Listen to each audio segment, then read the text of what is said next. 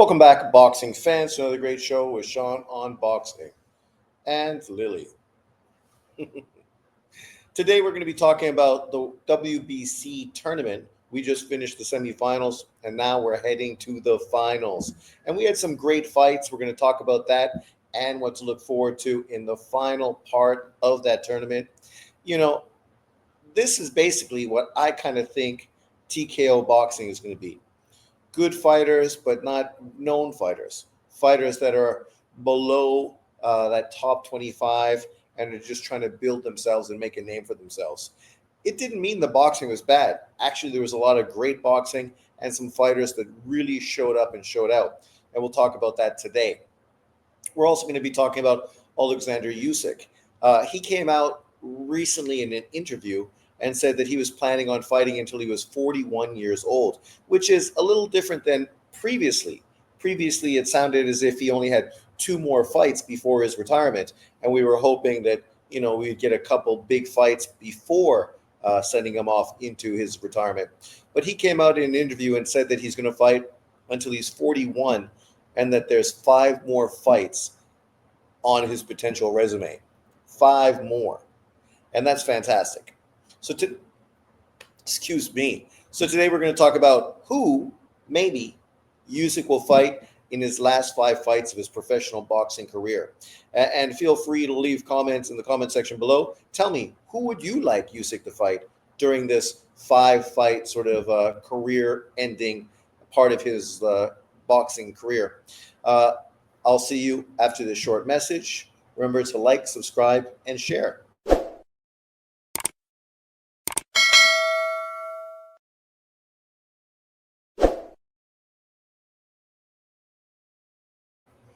Welcome back. So let's get to this and we'll break it down. So I don't know if you were watching this DAZN WBC Grand Prix boxing tournament out of Saudi Arabia. For me, it was great news. Obviously, we got tons of boxing. And to be fair, I did not know anybody that was a part of this tournament. It even took me a while watching it to figure out that there was 4 divisions that we were actually watching. And they had different divisions during different days. And obviously, it was a very good tournament. Obviously, it was over a period of time because it was a tournament and people had to fight the winners to move through. And now, obviously, this past weekend, we just had the semifinals. And now the next time we see DAZN's WBC Grand Prix, it's going to be the finals. And that is 4 fights. So I'm not sure if they're going to continue doing 6-rounders or if potentially they're going to move it up to 8-rounders or maybe even 10-rounders now that it's in the finals, because obviously 6-rounders on a card like this with only 4 fights is going to be over before you can, before you can even go to the fridge and get your beer. So it'll be interesting to see how that pans out and what they're going to do. If you know the information, leave in the comment section below. I don't know specifically what they're going to do, but I'm intrigued nonetheless. So let's get to it and talk about what we saw this past weekend. So this past weekend, we had the semifinals. This is how it broke down. This is from BoxRec, Sunday, October the 19th from Saudi Arabia. And here's the matchups. Obviously, you have 8 fights, 4 divisions leading into 4 finals. And so, obviously, I would expect most of you aren't very familiar with these names unless you've been watching this WBC Grand Prix. And if you have been, then I'm sure you do know how several of these people are. I know we have heavyweights, middleweights. The other 2 divisions, I'm not sure specifically what they are, featherweights or lightweights. But the great thing about this and the way this tournament has panned out, next year they could do a similar situation and just pick 4 different divisions, right?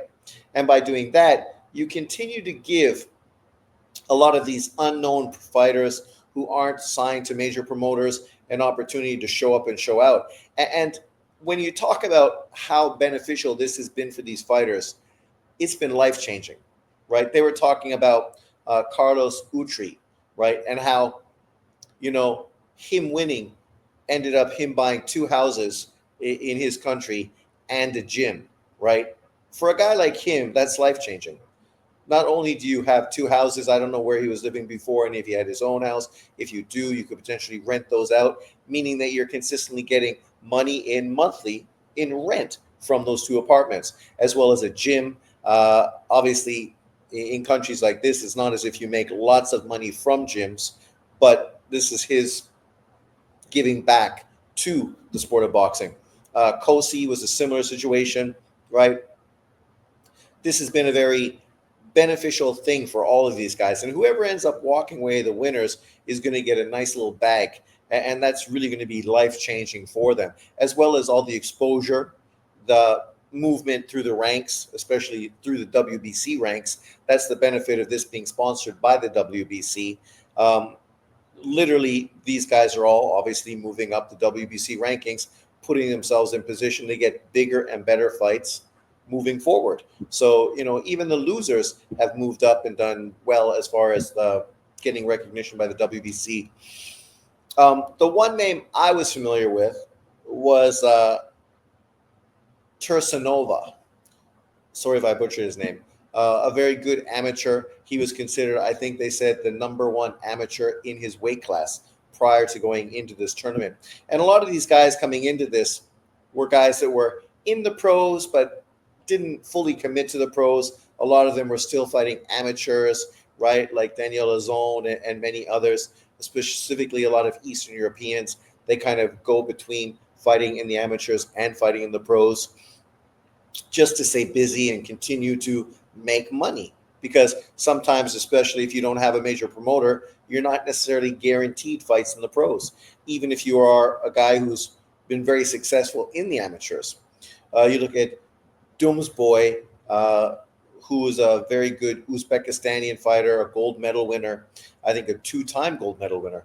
And he's a very highly ranked fighter in his division, but still has not got a world title fight yet, right? Fights basically once a year, right? And he's in a smaller weight division. So the amount of money you can make is far less than bigger divisions. But even that, he's still not getting as many professional fights as I'm sure he would hope, if you want to make sure you get all your money now. And he's a little older than a lot of guys. So, for him, it's more imperative to get paid right away, because how much longer is he going to be fighting and trying to earn money in this job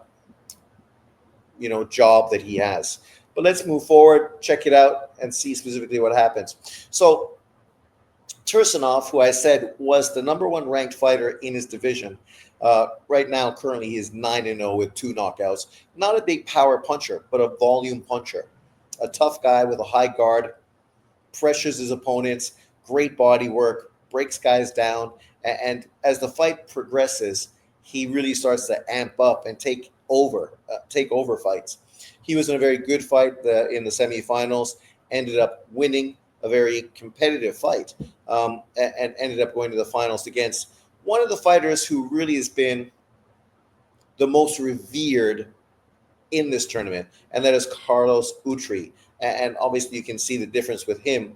He is a Venezuelan fighter and is 12-0 with 10 knockouts. Right now, currently, is 13-0 with 10 knockouts. He was also in a very good competitive fight as well. And oh no, he got to stop it. So sorry, now he's 13-1. And right, his power is fantastic.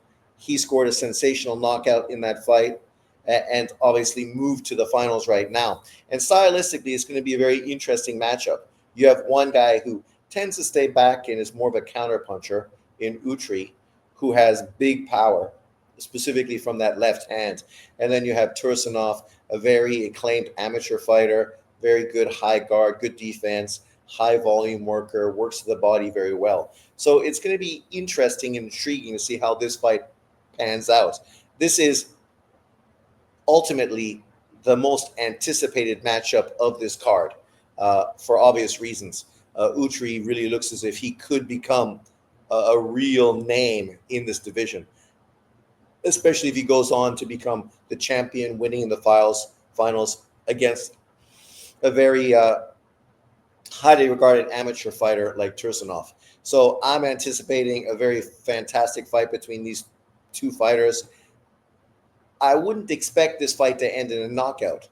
But if you've ever seen Carlos Utri fight, you know it doesn't take much for him to ding a guy up.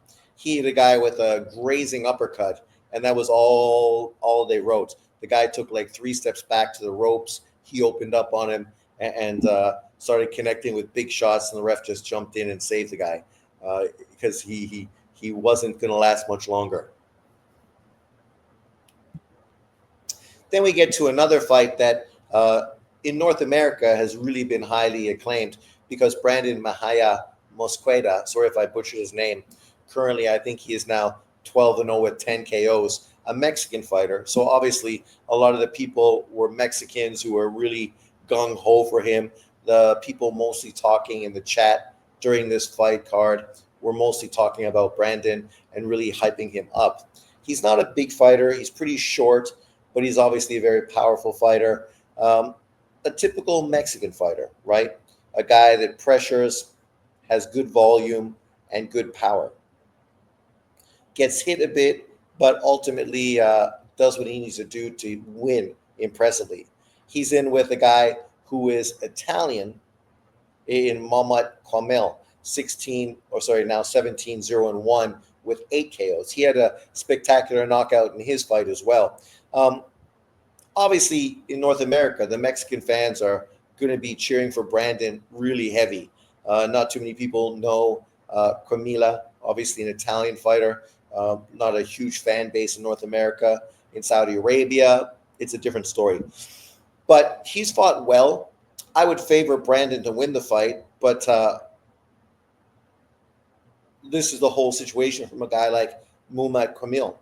He wasn't favored in this tournament to get to the finals, but yet he's overcome every hurdle, every obstacle that's been put in front of him. And as I said, he scored a sensational knockout in his last fight. So it's not as if he's been gifted something. He's actually stepped up and performed to a level where now he's in the finals of a life-changing opportunity for him. If he was to win this, obviously being an Italian national in Italy and throughout Europe, he would have a lot of sway, right? And get pretty much a really solid support system behind him because Italians do like boxing and they've produced quite a few good boxing throughout the decades. And they would be excited to have another young up-and-comer to represent them as well. For Brandon, it's similar, right? Mexicans love boxing. They would love to see Brandon really make a name for himself and become a really serious contender in boxing. I'm trying to think what division Brandon is. I think this is a lightweight fight, if I'm not mistaken. The other one was featherweight. But let me see if I can find specifics. The problem is they're not listing the results on BoxRec. So because of that,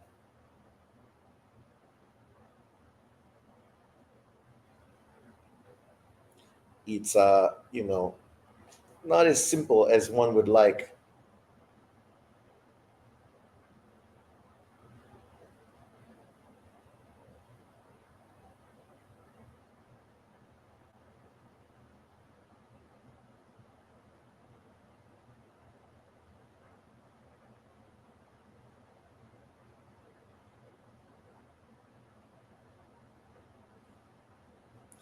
Oh, fucking BoxRec again, kicking me out. Like literally, they fucking just kick you out every fucking time. Now I have to go through that whole fucking hurdle again of writing the names in. What a bunch of. I don't know how BoxRec has literally become worse and worse and worse. I wish Ring Magazine or somebody else would come out and just fucking make BoxRec fucking obsolete so that we didn't even need to pay attention to them anymore. Because through the years, they've just become shittier and shittier. Less fucking helpful, more fucking troublesome. Their rankings are shit. Nobody knows how they fucking come to the rankings. And then the way the system works is also just fucking garbage to begin with. Pure garbage.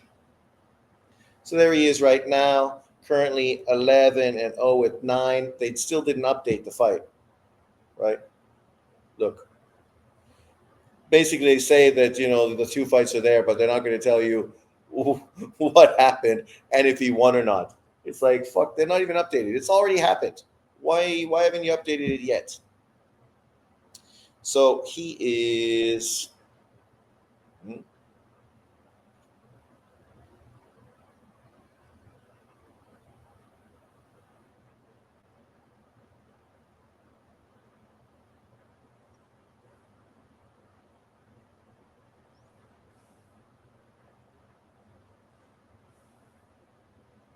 featherweight.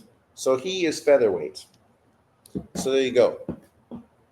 So this fight is going to be for a featherweight championship from the WBC. Then we get to a fight that I'm invested in, just like I'm excited the Jays are in the finals against the Dodgers. And my favorite player is Shohei Ohtani. So I was so happy the Dodgers won the World Series last year. I was hoping for them to repeat this year. But now with the Blue Jays in the finals, I got to support the Jays. I got to support the Jays.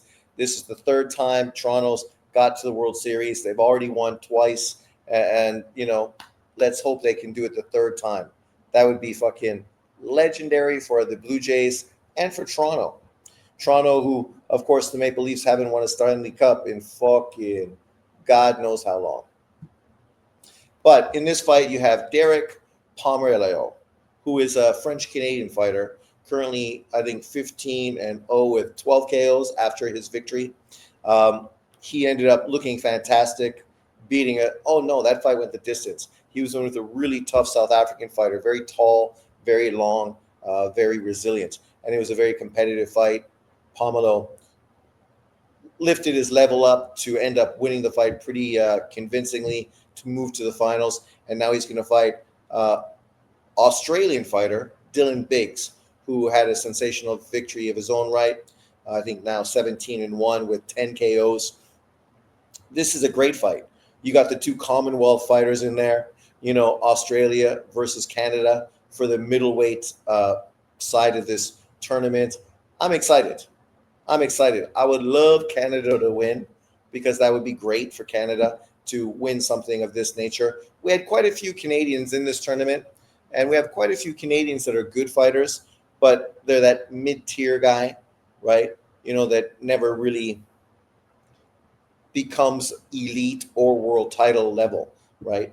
Like even Sam Wyatt, I think his name is Samuel Wyatt, ended up winning a bronze medal in the Olympics. Obviously, he's one of the most highly up and coming Canadian fighters. So this is a great one. Let's see who wins. Stylistically, they're very different.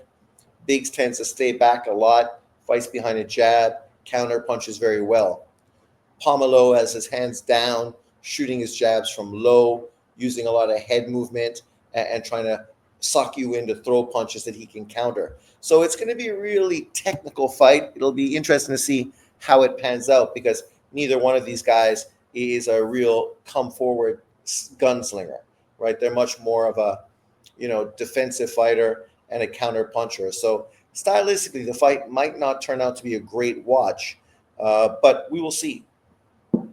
Let's go Canada. And then in the finals of the heavyweight, you have Ahmed Krinjic, obviously an up-and-coming young fighter, currently now 7-0 with 4 KOs. Big guy. He's fighting Kevin Christopher Ramirez. Ramirez's brother was once a WBC cruiserweight world champion, so there was a lot of feeling for him to actually get into this and go there and do it. And obviously, being connected to the WBC, that was part of the relationship, knowing Suleiman already through his brother. So he was really sort of motivated to represent his family and do well. And he's a cruiserweight who moved up specifically for this tournament to fight in it at heavyweight because obviously there was no cruiserweight side to this tournament. So he knew if he wanted to be a part of it, he had to move up. And you can see the guy he fought to get here, much bigger than him, an American guy. And obviously now the guy he's fighting now, gargantuan compared to him. But what he's going to try to use is his speed, his athleticism to outwork the much bigger fighter, right? He's in really good shape, Argentinian fighter. He's like fucking jacked, right? So, he looks like an ultimate athlete, but he's a cruiserweight. Generally, cruiserweights are a lot more jacked than heavyweights. Heavyweights tend to be a little bit more baby fat, just because for them they don't need to cut down so much in weight because it doesn't matter. There's no cutoff in the heavyweight division. So this is going to be an interesting match. I would favor, of course, Krunjic because he's just a much bigger fighter. He's going to be able to utilize his jab, make it very difficult for Kevin Ramirez to get inside and be effective. And when I watch Ramirez, he's a good fighter, but he doesn't look as if that his power carries to the heavyweight division, right? But maybe if he's able to put his punches together and land, a few good punches together, maybe that'll be enough to make a statement. But nonetheless, it should be a fun tournament. I know these aren't guys that people are familiar with or they know, but it's excellent to have this kind of tournament. And obviously next year when it comes out, if it does come out, you would expect even more participants, maybe known participants, to participate just because of the attention it's garnered over this period of time and the opportunities that it's been giving a lot of guys that obviously, weren't getting big opportunities previously in their careers. Then we get to Alexander Usyk. And I made this for two reasons. First of all, because I saw this from Ring Magazine on social media. Is Alexander Usyk an overrated heavyweight? Some people say that, but I think a lot of that comes down to the same reasons we see guys like Usyk always get criticized in boxing, because he just don't look right. The reality is, if you're a boxing fan, I don't know how you could say that Alexander Usyk is overrated. He's done everything and more. When you compare what he did to Evander Holyfield, he did what Evander Holyfield did. He just did it better. Didn't get beat in the process. Didn't have that narrative that, he's just a small cruiserweight and struggles with the big heavyweights. No, Usyk didn't struggle with the big heavyweights. He beat them convincingly, right? And multiple big heavyweights, and fought them multiple times just to prove his dominance versus them. There's not much more that Alexander Usyk really needs to prove. He's become the undisputed champion. He beat Daniel Dubois. He beat Tyson Fury. He beat Anthony Joshua, right?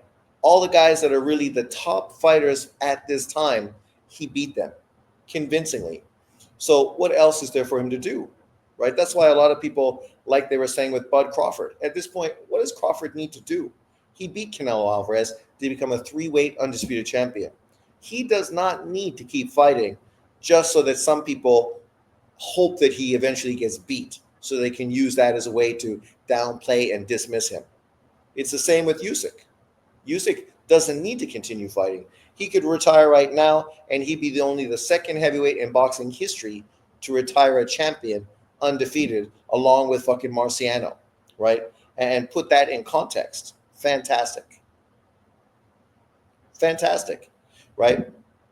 But obviously there's a fire that burns in him, like Bud Crawford, right? These guys have got here because of the desire they have to be the best, and that drive that motivates them to work hard and take challenges.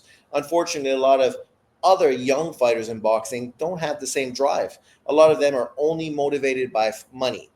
And if you're only motivated by money, you're never going to have the kind of careers these guys had, because, money is not going to fill your soul. You're going to have money and you're going to be able to fucking buy houses and cars and fucking eat like a pig and fucking never work anymore and vacation and take it easy, have bitches fucking chasing after you all the time. Yeah. And all that does is take away from your hunger to succeed and be great as a fighter. For Usyk, he still has that hunger. He's a married man, has kids, stable, fights for his country, fights for his family, fights because he has a drive to be the best. Crawford is similar.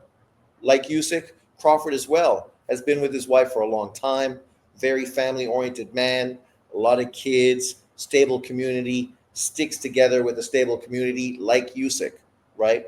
They're not out there looking to party, looking to do this, looking to do that. What motivates them is fucking success in the ring, proving that they are the best. And anything doubters say, they can fucking shove in their face and prove that they are that man. They are, right? That's why I think, regardless of who you have at number one in the the pound for pound list, you're not wrong.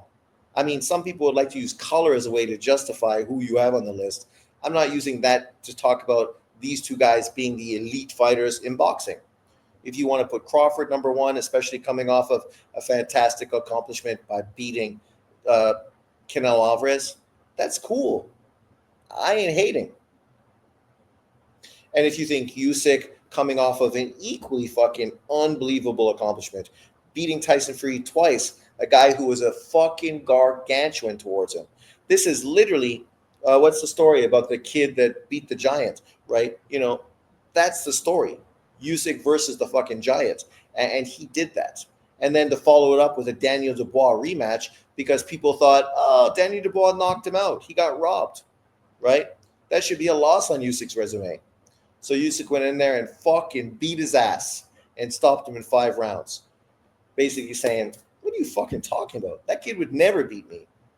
Now, he's come out and said that he's got 5 fights in his career. I don't know if it's true or not, but as a boxing fan, that excites me because, as we know, boxers are never around forever. They end up leaving, sometimes coming back, and at that point, they're irrelevant, like Lomachenko and fucking Pacquiao and Charlo Spence, right? At this point of your careers, you've kind of let the water run under the bridge. At this point, there's new fighters that people are interested in. Not to mean we fucking, hate on you and don't understand you still having drive to do something, but it's just, we've moved on because in boxing, you eventually need to move on because there's always younger, up and coming fighters in the sport. You can't fucking dick ride Floyd Mayweather forever, even though some of you still are. It's pathetic, but you still are, right? Usyk eventually is going to retire, and you're going to have to focus on a whole new crop of young, up and coming heavyweights. And to be fair, I've never been a Usyk fan. Stylistically, he wasn't the kind of fighter that I really liked watching, right? He had that boring defense first type of style. A lot of movement, not very aggressive, much more of a counter puncher, frustrating people, right? I preferred Lomachenko because Lomachenko was a front foot fighter that pushed the pressure. And because of that, he got hit a little more, but fights were also more exciting, more engaging, more entertaining, right? But these are the fighters I think potentially we might see Usyk fight if he has 5 more fights in boxing. So let's break it down, talk about them, and see if any of these guys realistically have a chance of beating Usyk. So Usyk obviously has had a great career, currently 24-0 with 15 KOs. This guy is a 2-weight undisputed champion. I didn't show all his resume, but I showed the 2 fights that really made him a household name. Obviously beating Marius Briedis in the World Boxing Super Series. He ended up winning the Super semifinals, beating Briedis, an undefeated world champion, 23-0, going to the finals, where he then went to Russia, and he beat Briedis in his hometown as well. And then he went to Russia, a Ukrainian going to Russia. Think about that right now, with the context now, because there was hostility between them even back then. And this guy fucking didn't let that worry him. He went straight fucking into Russia to take on their champion, an undefeated 26-0 champion in the finals of the World Boxing Super Series, right? This was a guy that was getting tons of attention because he was training with Golovkin, right? He went in there and fucking easily beat Gassiev. And Gassiev was coming off of a fucking great win, beating the tough Cuban fighter, taller, longer, great puncher. Gassiev beat him, outworked him, went to the finals. Obviously, Briedis and Usyk, that's probably the toughest fight Usyk has had in his career. The Marius Briedis fight was a very good fight, very competitive, very tough. If you don't remember, you should definitely go back and watch it because you won't be sorry. It's a very fun, competitive matchup between 2 great cruiserweights. He then beat Gassiev to become an undisputed champion in the World Boxing Super Series, another tournament a lot of American YouTubers kind of ignored. Didn't really talk about these great tournaments pitting the best fighters in boxing against one another, right? All ultimately to become undisputed. Taylor, Usyk, Anui, all became undisputed thanks to being part of the World Boxing Super Series, getting past the politics of boxing. Then, just to confirm he was the best cruiserweight in boxing, he fought Tony Bellew in the UK. And this was kind of like what Mike Tyson did when he fought Michael Spinks, right? Spinks was no longer the champion, but people felt that Spinks was the best fighter. And obviously, just because he didn't have a title, he was still better than the guys Tyson had beaten to become undisputed. So people felt that the lineal champion was Spinks.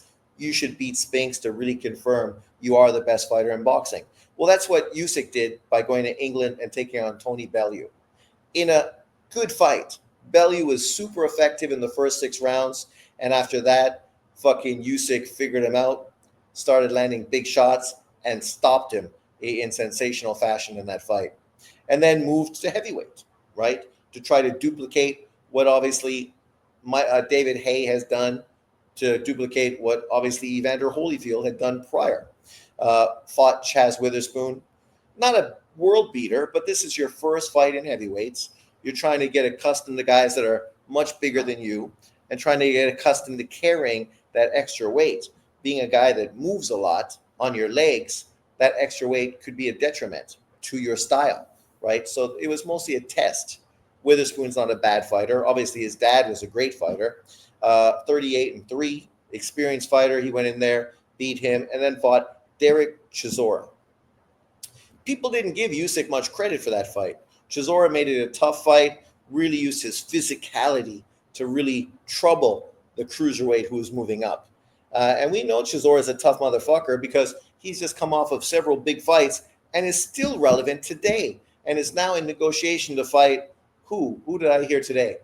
They were talking about him fighting Big Baby Miller. But I also just heard that he was supposed to be fighting the Chinese guy, Zhang, right? Whoever he fights, nonetheless, that's a really high-level fight. And he fought this guy as his second fight in the heavyweight division. Beat him. Chisora's went on to do great things since then as well, just making that even better of a victory. Then, of course, he faced Anthony Joshua, beat him pretty fucking convincingly, almost stopped him that first fight late in the fight, and then rematched him. And to be fair, I thought Joshua fought great in the rematch. Really improved, made adjustments. Even in losing, I was pleased to be an Anthony Joshua fan because I felt he made that fight very competitive, had some good opportunities. It's just he was in with a better man, right, who did the small things, which allowed him to win the decision. After that, he ended up facing Daniel Dubois, right? Tough opponent, one of the toughest fighters in heavyweight boxing. Fought Dubois, got hit in the nuts, controversy ensued, got up, ended up stopping Daniel Dubois afterwards, which kind of labeled Daniel Dubois a bit of a fucking quitter. This was the second loss of his career, the second time people felt he probably could have got up and probably could have done more. But after that, Daniel Dubois went on a fucking spew of sensational fights, sort of redeeming himself. In that meantime, Usyk fought Tyson Fury for undisputed. Finally, we got an undisputed heavyweight champion after waiting fucking decades for it. He went in there and beat him, and then rematched him and beat him again. Then fought Dubois just to fucking, have all those naysayers fucking shut up. And he did it sensationally. So at this point, there's nothing else he needs to do. He's had a brilliant career, is one of the best fighters in boxing, and historically ranked as a heavyweight, you'd have to put him in the top 10. I don't know where you'd put him. Maybe you'd put him in top 5, depending on how you rank heavyweight boxing and whatnot. But what he's done has been sensational, utterly sensational. So the question is, who's next? This brings up Joseph Parker. Obviously, Joseph Parker, similar to Daniel Dubois, after losing to Anthony Joshua back in the day. Beat Ruiz to become a world champion, defended the title twice, lost to AJ in a unification fight, then lost to Dillian White, came back against a few subpar opponents, ended up fighting Chisora twice, beat him in very competitive, exciting fights. Fate fought Joe Joyce, lost to Joe Joyce, got knocked out for the first time of his career. At that point, Joe Joyce was really fucking the juggernaut, right? People could not imagine him getting beat. And then he got beat by the Chinese guy twice, which fucking blew people's minds. It just shows you how dangerous the heavyweight division is. Then he fought Massey, Opale, Simon Keane, and then, of course, was given big money opportunities by Saudi Arabia. Jumped at the opportunity to fight Deontay Wilder, right? That was all set up for Wilder. Saudi Arabia was hoping Wilder would beat Parker, who, had been knocked out by Joe Joyce and been fighting low-level opposition. This was supposed to be Wilder's opportunity to redeem himself, put himself into a fucking big money fight with Anthony Joshua. And then he ended up getting beat by fucking Parker. Then he fought Zhang, who was coming off of 2 demolitions to fucking Joe Joyce, the same Joe Joyce that had previously knocked out Parker, right? He went in there and fucking stopped Zhang, or didn't stop him, beat him by majority decision. Then fought Martin Bakole. Obviously, Martin Bakole was a replacement opponent for Daniel Dubois, which would have been a great fight, but Dubois chose to skip a dangerous fight to get the money fight with Usyk. Can't blame him. And then Bakole was a replacement opponent. Unfortunately for Bakole, he was not anywhere close to the shape he needed to be a replacement opponent for that fight. So that fight we kind of just dismiss. Now he's stepping in to face Fabio Wardley. This is Queensberry once again using Parker as an opponent. They hope Parker gets beat, right? Just like they hope Parker got beat by many fighters. They hope he gets beat again. They know Wardley's a hard puncher, not technically the best fighter, but they're praying that Parker, the fact he gets hit, he doesn't have much power, that Wardley is going to be able to do to Parker what he did to Justice Hooney. And we'll see if he can, right? If Wardley wins, don't be surprised to get Wardley and fucking Atoma in a fantastic big matchup. But for Parker, if he gets by Wardley, which is going to be an exciting fight this weekend, he deserves a Usyk fight. He's bounced back after fucking hurdles in his career, stayed busy, jumped at the big opportunities when given to him, succeeded when people didn't think he could, and now he deserves a fucking world title fight with Alexander Usyk. More so than anybody, he deserves it. So I definitely hope he beats Wardley and gets that Usyk fight. But in saying that, I do feel stylistically he will be too much for Parker. Parker is not a hard puncher. He's a good all-around fighter, but he's not better than Usyk. There's nothing he does that's better than Usyk. So when it comes down to it, he's the kind of opponent that's a great name and a great name to Usyk's resume, but I don't think stylistically he has what it takes to beat Usyk. But nonetheless, it's a great fight, and I hope it happens.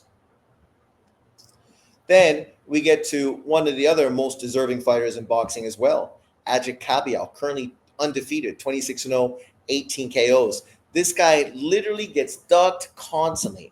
This is the guy that beat Derek Chisora years ago, and he was just supposed to be an opponent. No one imagined that this fucking Turkish fucking German fighter would beat Derek Chisora at that time, right?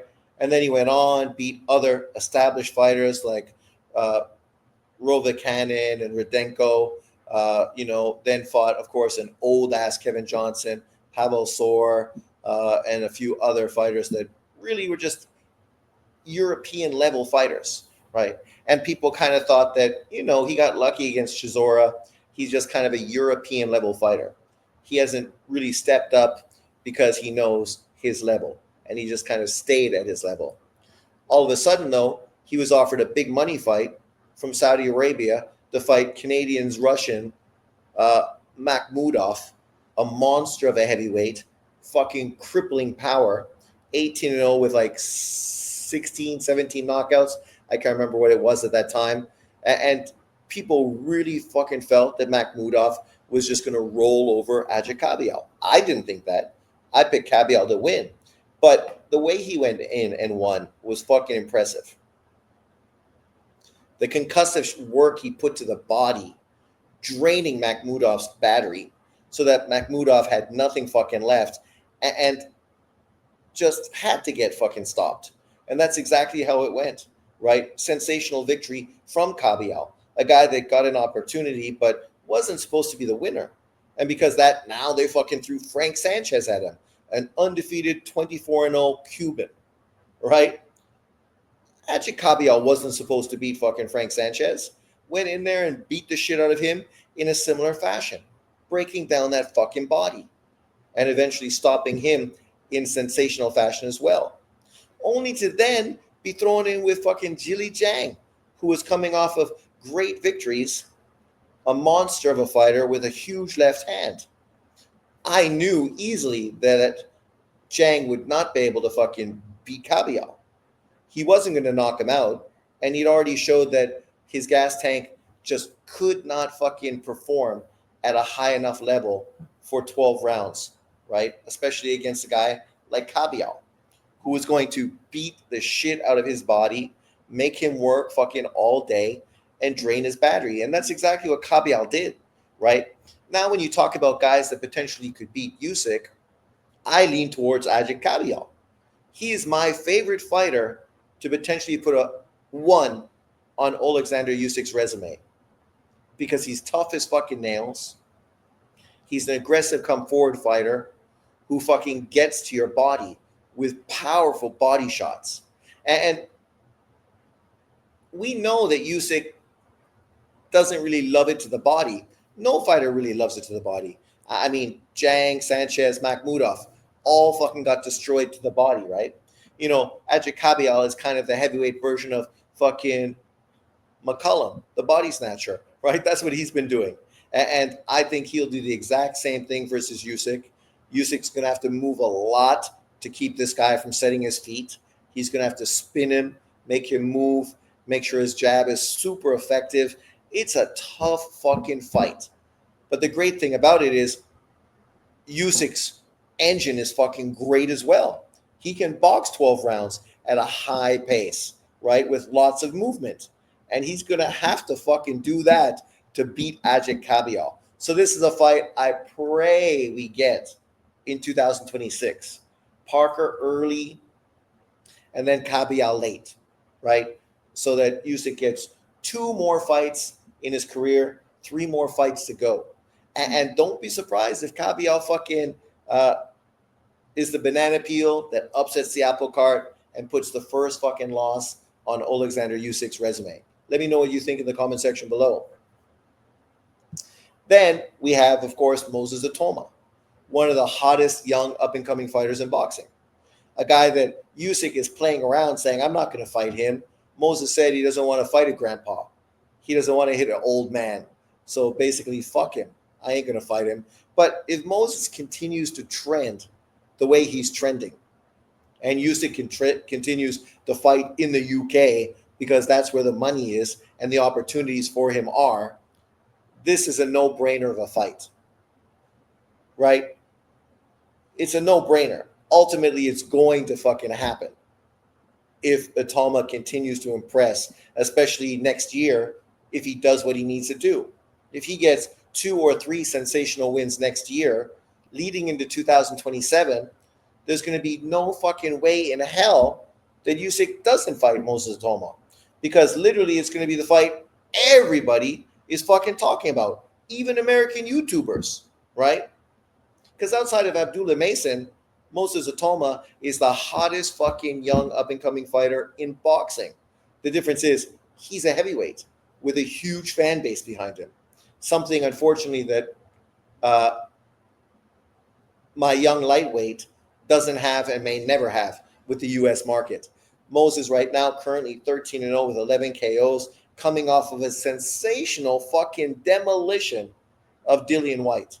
And people can say Dillian White was shot, whatever. It don't matter. The kid's 20. That's the kind of fighter he should be fighting. World level title contenders, right? With tons of experience, good power, who've been in with fucking elite fighters. That's who you're supposed to fight. Just like Marius Walk. And what did he do with those guys? Fucking destroyed them. Remember, Dempsey McKean went the distance with fucking Hergovich. He fucking destroyed Keane as well. So every time he's had a hurdle that people thought, it might expose him. It might be too much of a step forward. Is he ready for this? He's not only fucking won, he's looked sensational in those particular fights. 11 KOs and 13 fights. You know, we want to see this guy in bigger and better fights. Obviously, he was just being talked about fighting Pulev for the WBA regular title. I think that's a great opponent. Pulev's a little older, but currently holds a WBA regular title, has been fighting regularly, is a guy that has a fucking extensive resume against the best fighters in boxing history. He's also a bit of a slick fighter, a guy who can move, uses a jab, isn't a guy that's going to stand in front of you and allow you to fucking open up on it. So based on that, I think it's a great fight. But unfortunately, it looks like the WBA is already, or whoever has already scheduled a fight for Pulev versus Gassiev. And don't get me wrong, I think that's a great fight too. I don't mind if Pulev Gassiev fights, Otoma can take on the winner. Sounds great. In the meantime, you can throw Otoma in with fucking Tyson Fury's nephew. You can throw him in with fucking that other English kid that's a good puncher. I can't remember his name off the top of my head. There's a lot of opponents he can fight right now that are really intriguing, fun fights. And as a 20-year-old, there's no fucking rush. But by 2027, there's no fucking avoiding Moses Otoma. And if Usyk is able to beat him when he's a 21-year-old coming off of multiple sensational fights, becoming a mandatory, you're not going to be able to criticize Usyk for doing it because he has to do it, right? It's the kind of fighter that you can't avoid. A guy that is getting tons of PR, is your mandatory, coming off of sensational victories, right? If you don't fight him, you're probably going to catch more stick at the end of your career for the fight you didn't take as opposed to all the fights you did take. So you look forward to this potentially being the third or fourth fight of that illustrious career of Usyk, depending on if he gets past Kabial. Because if he loses to him, all bets are off. Then we get to Jai Opetaia. Opetaia obviously is also a fighter that's associated with Saudi Arabia. He's fighting in the UK as well. Obviously, he's seen as the best cruiserweight in boxing, like Usyk, like David Haye, like Evander Holyfield. Eventually, these guys need to move up and challenge themselves in the heavyweight division. Right now, if you can't get the best fighters at cruiserweight because they're ducking and dodging you, there's only one direction for you to go, which is upward and onward. And if he could potentially get a fight versus Usyk, which through the WBO, he could. As the WBO champion, he can be fast forwarded into the WBO mandatory position by the WBO. So it's not as if he needs to even take on another heavyweight to earn an opportunity to take on Usyk. Obviously, the criticism for him is these guys he's fought since Marius Briedis, Jack Massey, Nika, Sequel, Sinkera, who's his mandatory. So he's fighting his mandatory again. Jordan Thompson, Ellis Zorro, Briedis, Russell, Keller, Flanagan, I don't know his name, Ioka. Outside of 2 fights with Marius Briedis, his resume is fucking really, really fucking garbage. So hopefully, in 2026, he can put some big names on. Fight a Zerto, unified titles. Fight somebody with name recognition. Chris Billum Smith, right? Whoever or whomever, right? There's potential fighters he should be fighting that have some some leverage behind them. There's even a few Eastern European fighters that currently aren't world champions but are really highly rated cruiserweights. Let's just look right now at the cruiserweight rankings, just put things in perspective. Because I think there's better potential opponents available to him than some of the guys he's currently fighting. So Willem Smith is right up there at number 3. Obviously, Ramirez is up there. Alexis Papin, who I talked about, a very good Russian fighter, is right fucking there. You got Ryan Radzitsky. I mean, he's Canadian, so of course I would love to see him in a fight. You got fucking old veteran fighters like Michael Sizliak and Christoph Waltz, who both are very experienced Polish fighters, both top 10 ranked fighters, guys that are not easy pickings, man. And then, even a Dortukis, I would be excited about that fight. Tough Cuban, tons of experience. Up and coming Cuban, Lenier Perez, right? Who, unlike Dortukis, is fucking young and hungry. He'd be a great fucking test. 15-0, 14 KOs, right? Cuban kid, 27 years old, 6'5", a guy who very soon is going to be elevated to professional heavyweight division. Currently, he's not fought great opponents, but the one guy he did fight and win against in a recent fight, Alexei Urgarov, 13-3, only stopped once, 9 KOs, is a great opponent. A great opponent. A guy that was a really high-level amateur fighter. Right? What was he as an amateur? 43-15 in big tournament fights, fighting top-level fighters in the amateurs. A guy that, since he's moved to the pros, has been good, but he hasn't been able to win the big fights. Obviously, he got beat by the French fighter, Goulamirian. Even Goulamirian, where's he? He's a fucking fighter that literally ducked Opataya. That would be a quality fight. And then, of course, Brandon Glanton, right? I love Glanton, good fighter. And then, of course, Perez, right? Who lost by split decision to him. So, I would be stoked to see him fight that kid. I know a lot of people wouldn't give him credit or that for that, but that's because they're casuals. They don't know fucking anything about the sport of boxing. Perez versus fucking Opataya would be a great fight. And it's two young fighters trying to make a name for themselves. Then, of course, you got this guy. He already beat, who's coming up the rankings, but, what is it? You got Badou Jack, but even though Badou Jack is a champion, is that a fight anybody wants to see? Badou Jack needs to fight my Canadian brethren, fucking Radzitsky. And then after you defend against Radzitsky, okay, you can fight Jay Opataya in Saudi Arabia for the bag, and Jay's just going to fucking destroy you. But at that point, the only thing for Opataya is upward and onward, right? That's where he can make his money, make his bag, and make his name. If he was the man to beat fucking Usyk to become the undisputed heavyweight champion, 2-weight world champion, right? Making a statement like that would be huge, huge. So who will be the the fifth name on the list? I listed 4 potential fighters: Parker, fucking the tough German, obviously the up-and-coming superstar, and a cruiserweight. All fighters with name recognition, all fighters that sell, right? Sell. And that's the key. Usyk is not just going to fight someone. He's going to need to fight somebody that's marketable and the fight financially makes sense. So then we talk about who are some potential fighters that might, in a year or a year and a half or 2 years, eventually build their name enough that they could potentially get a fight of this magnitude. 3 young, 1 old. So there we go. So as I said, you got 3 young fighters, 1 old fighter. I do have Deontay Wilder on the list because Deontay Wilder is the last of this fucking generation, right?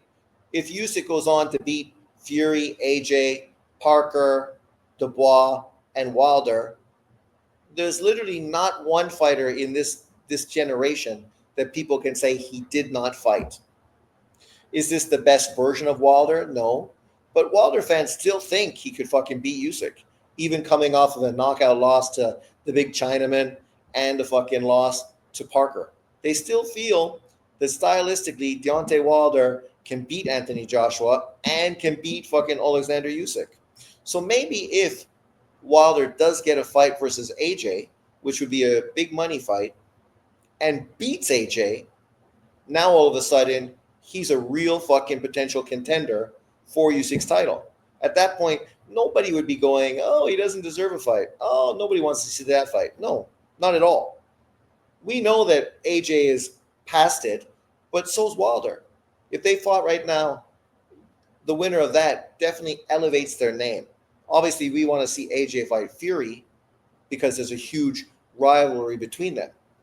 But obviously, there's a big history behind AJ and Wilder as well. So, if Wilder's able to beat AJ, now he becomes a real potential fucking opponent for Alexander Usyk. And Alexander Usyk wants to shut up the American fucking haters because he hasn't fought in America for years because Americans just did not embrace him, just like they didn't embrace the Klitschko's.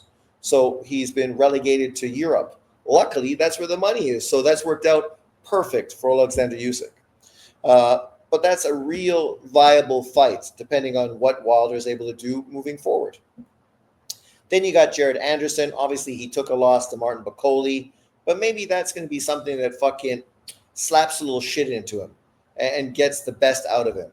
Because he was the American fighter that people had the highest expectations of. They really thought he could take the Wilder mantle and run with it and do more than Wilder because he's a much more well-rounded boxer than Wilder ever was, right? And based on that, people really thought he could do something. He's also physically bigger, thicker, and much more of a natural heavyweight than Wilder was. But unfortunately, he got pieced up by fucking Martin Bakole and is yet to really prove himself coming back and doing anything meaningful. There was a potential fight with him and Big Baby Miller, which would have been a fucking great comeback fight. If he would have beat Miller, he would have been right back in there in the top 10 of the heavyweight rankings and a real potential opponent for any of the top fighters in boxing. And he still might do that. We have to wait to see what happens in 2026. He's still very young, so anything can happen, right? Then you get, of course, Richard Torres, a silver medal Olympian, a guy that, I don't know how many Americans are supporting him. I don't think it's really that much. Porn stash, as I like to call him. But, obviously, there's the rivalry between America and the world champion. America will embrace Torres if they think potentially an American can win the undisputed heavyweight title, right? Because there is that sort of rivalry that's there. And Torres is well-spoken. Obviously has a great amateur pedigree. Usyk is not a giant heavyweight. So the one negative with Torres is he's not a big heavyweight. So people didn't really see how he'd make a real impact in heavyweight boxing. But when you fight a guy like Usyk, who's not really that big, this no longer is really an issue, right? You're fighting a guy who's not that much bigger than you. So, then it becomes more of a skill fight. And I still think Torres loses, but potentially he might be a marketable name, and that fight might make sense. They were just talking about Torres fighting somebody that just won a fight recently. I can't remember who and what, but like in some fight card I just saw. Then, of course, you have Termoano, 8-0, 8 KOs. This fucking New Zealand, Australian kid, big power, a little raw, kind of like the fucking South Pacific version of fucking Deontay Wilder, right? That's kind of the perfect description. The one thing about him is he utilizes his fucking jab. Unlike Wilder, he's also tall like Wilder with big power. And he's also very well-spoken, right? Very charismatic, very down-to-earth kid, well-spoken. So, he's the kind of person fans will just like because he's a likable character. And if he continues to go out there and knocking motherfuckers out, don't be surprised if 2 years from now, he's a real player in the heavyweight boxing division. And when you go through the rankings, there's a lot of guys, but there's not a lot of guys that potentially have name recognition that could sell an undisputed heavyweight world title fight, right? These four guys potentially do have that. Let me know if you think there's any other potential fighters that could fill this fifth space on Usyk's resume. Thanks for watching. Remember to like, subscribe, and share, and I will see you next time. Peace out, everyone. Have a good one.